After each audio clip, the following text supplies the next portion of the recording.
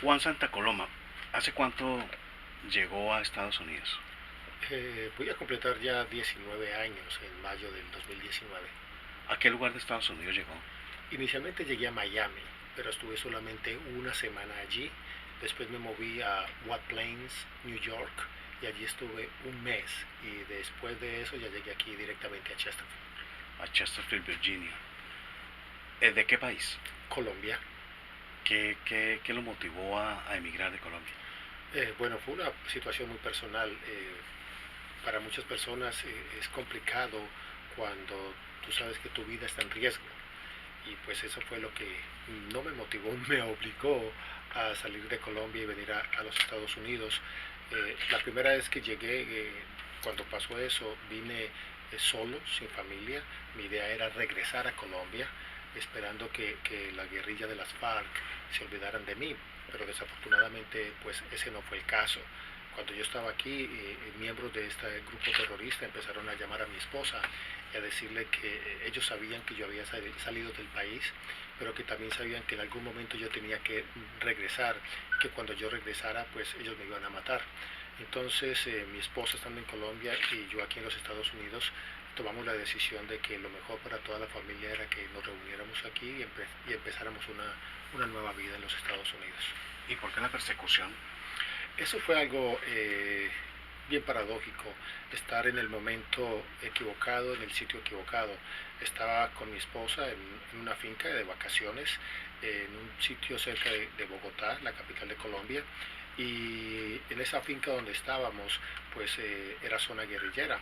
Cuando nosotros llegamos el primer día a esa finca, en un sitio donde paramos a descansar y a tomar algo para quitarnos un poco la sed, hacia un lado había un grupo de gente y los primos de mi esposa Marta, que eran de esa zona, pues nos dijeron, allá están los muchachos. Y nosotros dijimos, los muchachos, ¿quiénes son los muchachos? Y entonces ellos nos dijeron, los guerrilleros. Cuando nos dijeron los guerrilleros, pues nosotros nos asustamos en ese momento, pero igual seguimos nuestro paseo. Ese día pues no pasó nada, pero al día siguiente, como al mediodía, miembros de este grupo terrorista llegaron hasta la finca, nos abordaron a nosotros y nos preguntaron nuestros nombres, quiénes éramos, qué hacíamos allí, dónde trabajábamos. Me preguntaron a mí si había pagado servicio militar o no, por supuesto toda la información de contacto, números de teléfono, sitio donde trabajábamos, dirección de la casa, etcétera, etcétera. Pues nosotros no tuvimos ningún problema y no vimos nada malo en ese momento en proporcionarles esa información. Todo terminó así, ellos salieron y se fueron y pues nosotros quedamos allí disfrutando de las vacaciones como una semana más. Cuando regresamos a Colombia, pues empezamos nuestra vida normal como si nada hubiera sucedido, pero desafortunadamente como unos 3 días después de que nosotros regresamos de esa finca, el ejército colombiano tuvo un enfrentamiento en esa misma zona con ese grupo terrorista y desafortunadamente para la guerrilla pues ellos sufrieron muchas bajas. Y después, aparentemente, de acuerdo a lo que me dijo la persona que me llamó, es que ellos se reunieron y se preguntaron cómo el ejército colombiano supo de la posición en la que ellos estaban, la ubicación exacta. Y pues determinaron que los únicos extraños en esa zona habíamos sido mi familia y yo.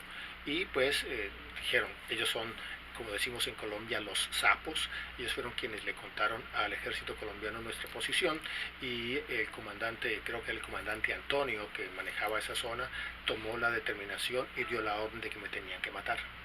¿Eso fue en qué año? Eso fue en abril del 2000. Del 2000. Estaba próximo a iniciar Álvaro Uribe. Fue una época difícil. Entonces llega a Florida, a Miami. Llegué a Miami. ¿Y por qué pensó en Virginia? No, yo no pensé en Virginia, la verdad. Yo llegué a Miami donde unos familiares, primos y tíos, y de allí me moví a White Plains, New York, donde tengo también un primo quien vive y trabaja allí en White Plains, y mi idea era quedarme allí, o por lo menos intentar quedarme allí. Desafortunadamente en White Plains no había mucho trabajo, Por supuesto, yo no hablaba inglés, no tenía los papeles, no conocía absolutamente a nadie más que a mi primo y él salía desde las 6 de la mañana y llegaba a eso de las 10 de la noche más o menos. Entonces no había esa posibilidad de salir y como que buscar, conectarse con gente. Yo no me atrevía tampoco a salir.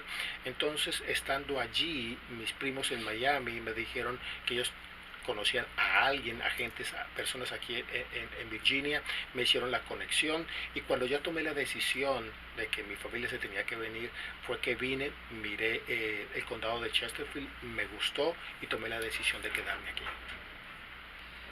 ¿En qué año?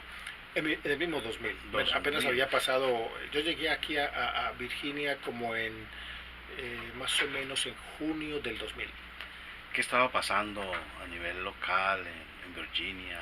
¿Cómo era la vida en esa La época? vida era, la verdad, lo que yo pude ver era que era muy tranquila, una vida muy rural, uno no veía gente en la calle, casi no veía carros, muchísimo menos ver latinos, no se veían negocios latinos más que dos o tres.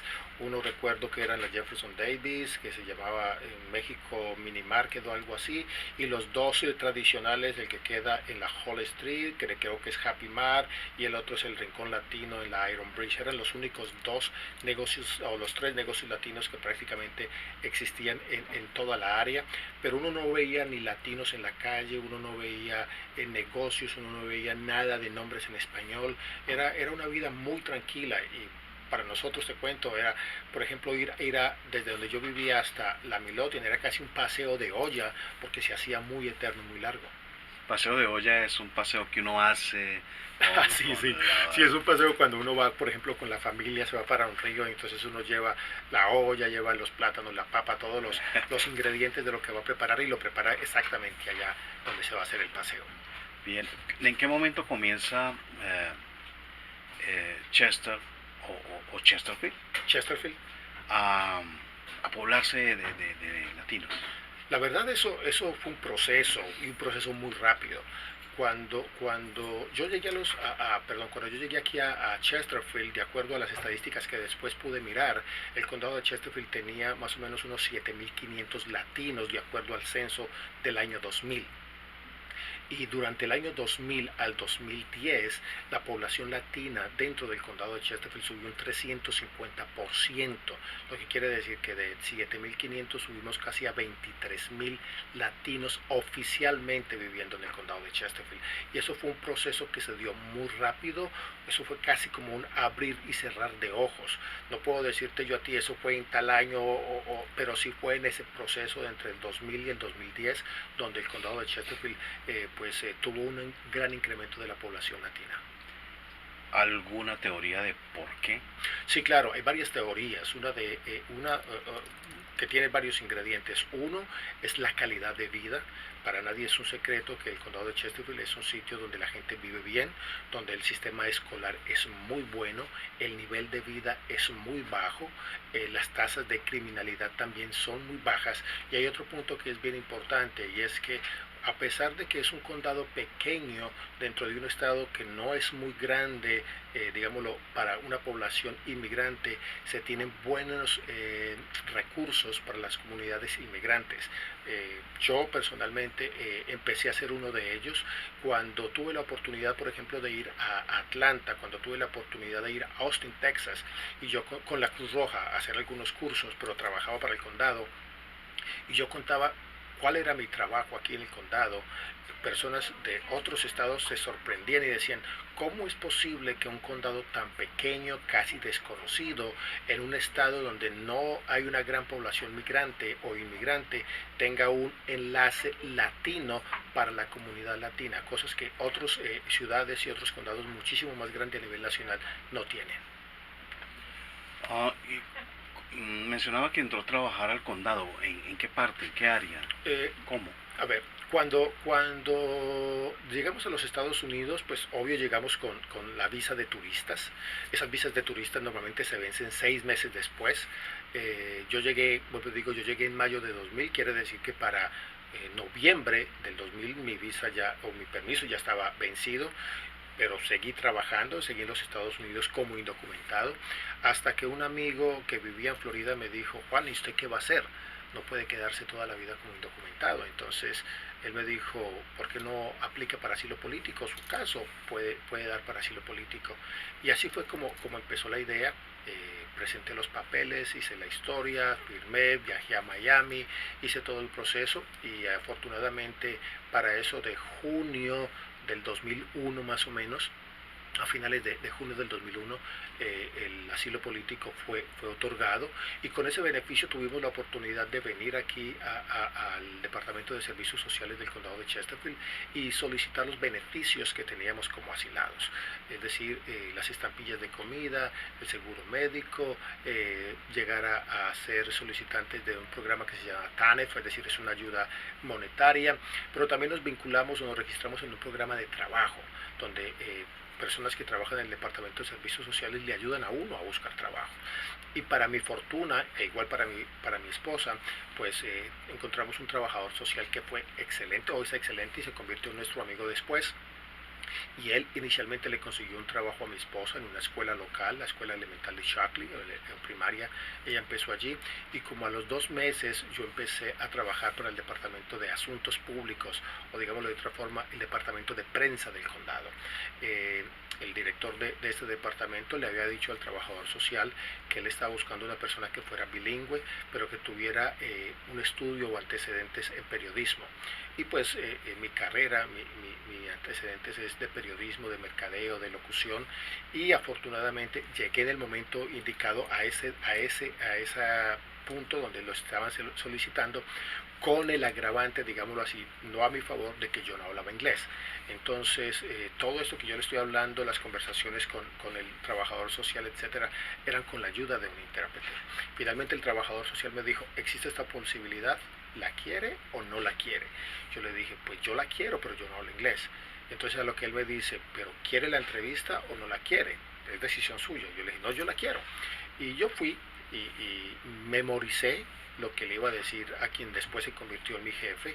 Básicamente era mi nombre, de dónde era, mi profesión, cuántos años tenía y que era casado. Eso lo memoricé, se lo dije en inglés. Supongo que tenía mi cara roja de la pena y del calor que estaba sintiendo, y mi jefe se paró de su silla y me empezó a hablar en un español casi perfecto. Mi jefe americano de descendencia italiana, pero un amante apasionado por las lenguas y hablaba varios idiomas, o habla varios idiomas, entre ellos el español, y lo habla muy bien.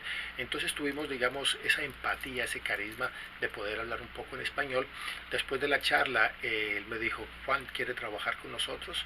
Yo le dije, pero es que yo no hablo inglés. Y me dijo, no se preocupe, you can do it. Y sí, lo pude hacer. Después tomé clases en diferentes instituciones, colegios, universidades, y créame, todavía lo estoy aprendiendo, porque pues aprender un inglés o un idioma que no es el nuestro 100% es muy complicado.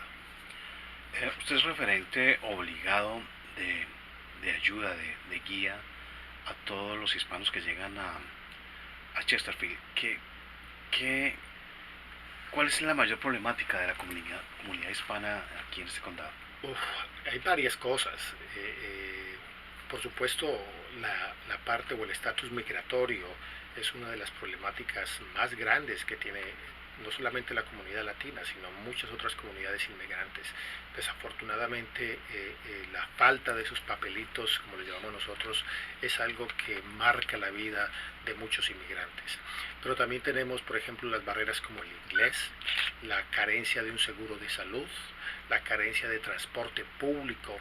Desafortunadamente aquí dentro del condado de Chesterfield no tenemos un transporte público adecuado que ayude a la movilización de muchísimas personas que carecen de un vehículo, que carecen de un carro, o que si en la casa tienen uno, no tienen dos para otras personas que necesitan movilizarse.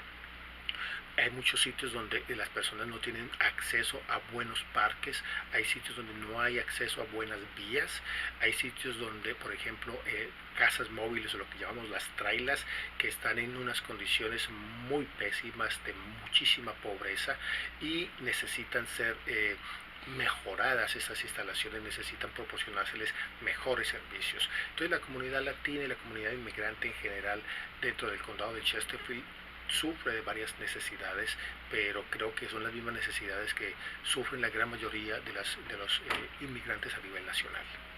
Estamos en pleno día de elecciones. Am, ¿qué se está eligiendo en este momento en Estados Unidos? Bueno, en los Estados Unidos hoy estamos eligiendo varios sitios o varias sillas, tanto en el Congreso como en el Senado. También hay algunos estados que están eligiendo senadores. Son, como lo han catalogado, unas elecciones fundamentales, unas elecciones muy importantes, donde se está en juego, pues por un lado, ratificar o no lo que está haciendo el presidente Donald Trump. Para muchas personas es algo positivo, para otras tantas no es positivo, pero lo que se decida hoy y como quede conformado ese Congreso y ese Senado va de alguna manera decir: señor presidente, seguimos con usted, o señor presidente, definitivamente usted está por el mal camino. Am, ¿Hay candidatos amigos de la comunidad hispana en Virginia? Sí, claro, hay muchísimos candidatos quienes abiertamente han dicho: nosotros apoyamos una reforma migratoria, nosotros apoyamos a nuestra comunidad latina, a nuestra comunidad inmigrante, nosotros queremos y le damos la bienvenida a todos los inmigrantes que quieran vivir en Virginia sin importar su estatus. Hay alcaldes y hay administradores tanto de ciudades como de condados que también lo han expresado públicamente, su complacencia, su bienvenida a las comunidades inmigrantes sin importarles su estatus, sin importarles quiénes son, al igual que muchos departamentos de policía, los sheriffs también lo han hecho, porque el trabajo pues de estas últimas dos partes, policía y sheriff, básicamente es cuidar, promover el bienestar, el cuidado y la seguridad de todos los habitantes. Pero sí, hay muchísimos candidatos, hay muchísimos políticos que les han dicho abiertamente: estamos con ustedes, los apoyamos y vamos para adelante. Hablando del tema migratorio, ¿se sabe cuántos inmigrantes hispanos hay legales e ilegales? En el condado de Chesterfield, Sí. no podría decirte unos números exactos de cuántos indocumentados o documentados hay. Lo que sí sé con exactitud más o menos es que dentro del condado de Chesterfield el último estimado del censo para julio del 2017 era casi de 28,000 latinos. ¿Y en qué se basa ese número? Ese número se basa en el censo hecho, o en el censo hecho en el 2010, que nos decía que en el condado de Chesterfield había más o menos unos 22,000 latinos. Suponemos que de ese número, digamos lo de los 28,000, la gran mayoría deben tener algún tipo de documentación, algún tipo de estatus migratorio, porque no tuvieron el miedo de hacer parte de ese censo 2010.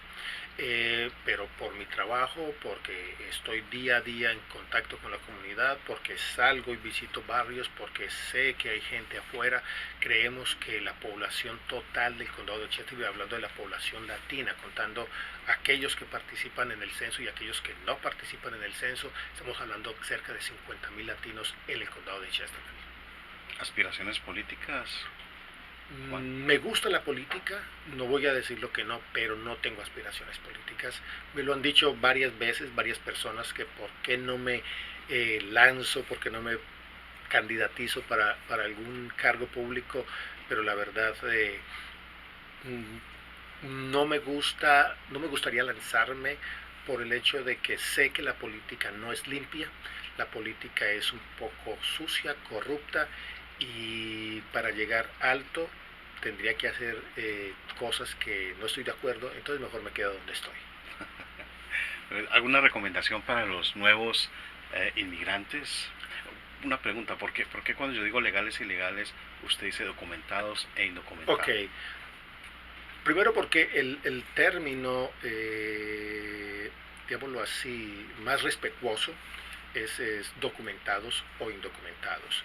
Ilegal tiene una connotación negativa, entonces es como más respetuoso con aquellas personas quienes están en la calle como indocumentados, están sufriendo, están todos los días mirando hacia atrás, esperando que no venga ICE, esperando que no venga la policía, esperando que nadie los esté persiguiendo.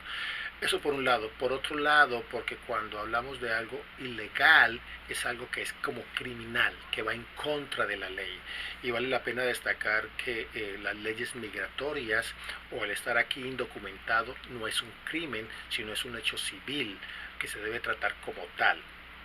Desafortunadamente, los mismos políticos y muchas personas y organizaciones han tratado de voltear la torta para hacerle entender a la gran mayoría de los americanos que el hecho de inmigración es un hecho criminal como tal, y pues hacen que los indocumentados se vean como criminales.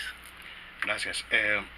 Juan, ¿se les permite a los funcionarios como usted hablar abiertamente de sus preferencias políticas de candidatos? Se nos permite, claro que sí, podemos participar en campañas sin ningún inconveniente, siempre y cuando lo estemos haciendo en nuestro tiempo libre. No podemos dedicar las 8 horas de trabajo que nos están pagando para hacer campaña política, entonces, o para hacer tener preferencias o hablar sobre preferencias políticas. Lo podemos hacer más allá de nuestro trabajo sin ningún inconveniente, aunque, y lo voy a contar también, personalmente tengo algunas complicaciones con eso, porque de acuerdo a los reglamentos o lo que piensan las personas aquí del condado que dirigen el condado, es que soy una figura pública y que quizás muchas de las cosas que yo pueda decir la gente lo interprete como que es lo que el condado está diciendo, y no necesariamente muchas veces lo que yo digo es lo que el condado quiere decir o lo que el condado está sintiendo. Cuando hablo muchas cosas, y cuando las hablo, por ejemplo, de política, y me refiero a candidatos específicos, hablo a nombre de Juan Santa Coloma.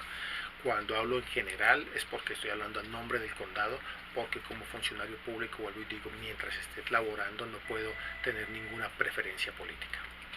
Juan Santa Coloma, ¿tiene alguna preferencia al Congreso por parte de Virginia? Sí, claro, yo tengo preferencias muy claras.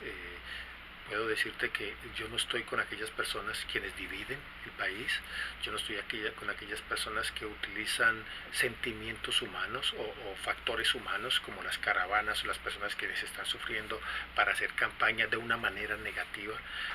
Estoy con aquellas personas más bien que unen, con las personas quienes trabajan por nuestra comunidad. Para mí personalmente, independiente de que la economía esté buena, de que estemos creciendo en las oportunidades de trabajo, mientras un candidato político para cualquier escaño no tenga una visión positiva, una posición buena hacia la comunidad inmigrante, no es mi candidato. Entonces eso no quiere decir, o más bien quiere decir claramente con qué partido estoy.